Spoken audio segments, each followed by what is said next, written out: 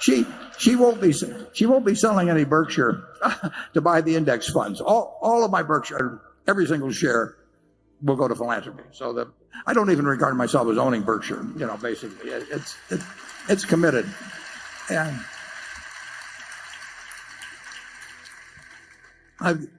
so far about 40% has already been distributed. So the question is, somebody who is not an investment professional will be, I hope, reasonably elderly by the time that the estate gets settled. And what is the best investment, meaning one that there would be less worry of any kind connected with, and less people coming around and saying, why don't you sell this and do something else and all those things. She's going to have more money than she needs. And the big thing then you want is money not to be a problem.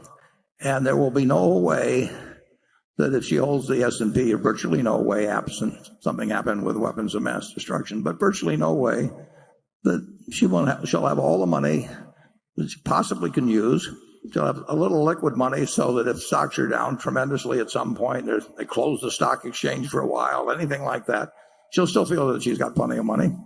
And the object is not to maximize. It doesn't make any difference whether the amount she gets doubles or triples or anything of the sort. The important thing is that she never worries about money the rest of her life. And I had an Aunt Katie here in Omaha, who Charlie knew well, and worked for her husband, as did I.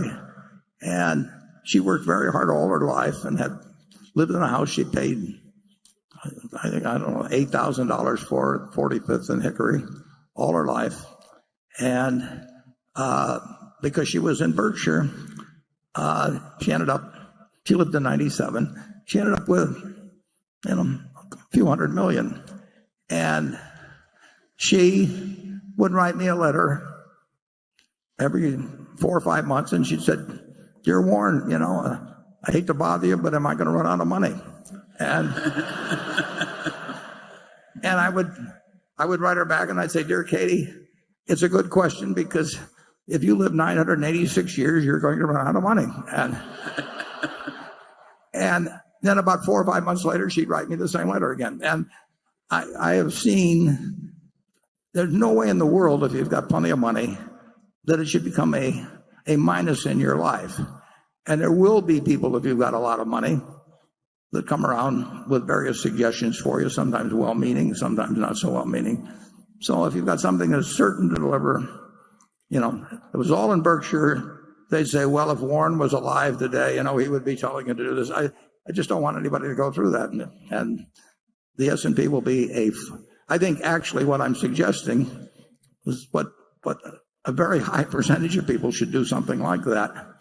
And I don't think they will have I think there's a chance they won't have as much peace of mind if they own one stock and they've got neighbors and friends and relatives that are trying to do some, like I say, sometimes well-intentioned, sometimes otherwise, to do something else. And so I think it's a policy that will get a good result and is likely to stick.